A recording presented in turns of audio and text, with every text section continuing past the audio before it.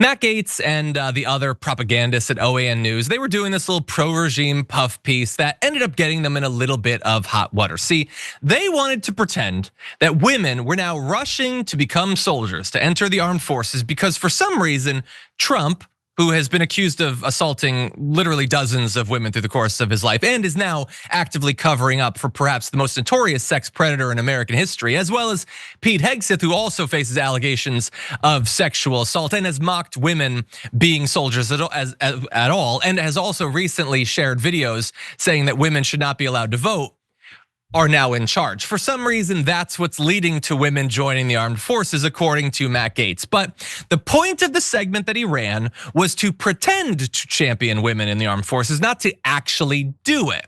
And if you don't actually care about it, then why bother finding photos of actual women in the armed forces when you can just ask AI to create some? And so during their segment, they ran images like this, which I'm sure Matt Gaetz found very appealing. Maybe not. I think that woman's probably older than 20. He probably wasn't that interested, but that's what they use. The issue is that that's not a woman. That's just AI, because the Pentagon told CNN they had nothing to do with the images. They did not provide them to OAN. The network eventually admitted that they used Grok to create the background footage. So it couldn't just be AI. It had to be goddamn Grok. And so as a result, Matt Gaetz had to apologize. Kind of. He said, we're generally quite cautious about showing the faces of actual military members on air because sometimes America's enemies use facial recognition software in very devious ways. But we made a mistake. We used AI generated images of female service members as part of our B-roll package, and we shouldn't have. The DOD didn't give us these images, Grok did, and we'll use better judgment going forward. I doubt that part. I don't think they're gonna show better judgment, but also the idea that they did it because they were worried about them being doxxed or something. Come the F on. There are promotional images provided by the DOD that you can use of service members that have allowed their image to be used.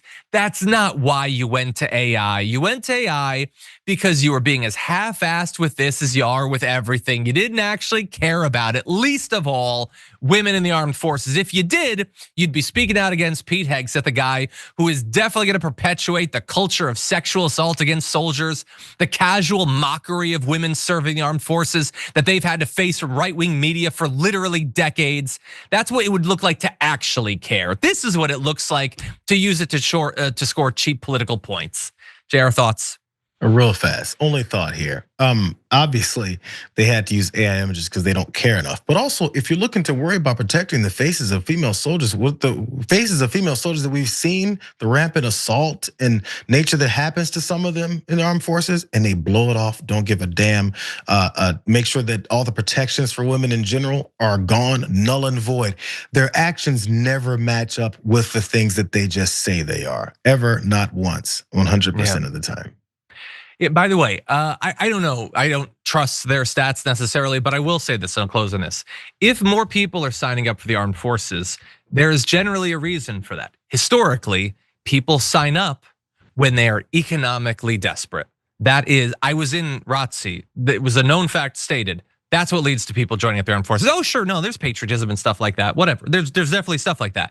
But the chief driver is that people feel like their other economic opportunities have dried up and you can get a reliable paycheck as well as some benefits by joining the armed forces. And Donald Trump is destroying the economy. So hey, maybe he can help the army reach its recruitment goals through that strategy, dark though it might be.